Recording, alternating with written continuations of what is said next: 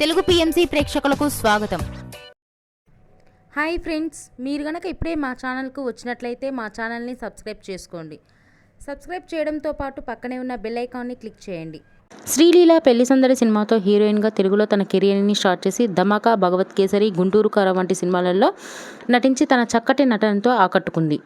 వరుస సినిమాలలో హీరోయిన్గా దూసుకుపోతుంది శ్రీలీల. శ్రీలీల తన లేటెస్ట్ ఫొటోస్ను అభిమానులతో పంచుకుంది. ఆ ఫొటోస్ని మనం కూడా చూసేద్దాం.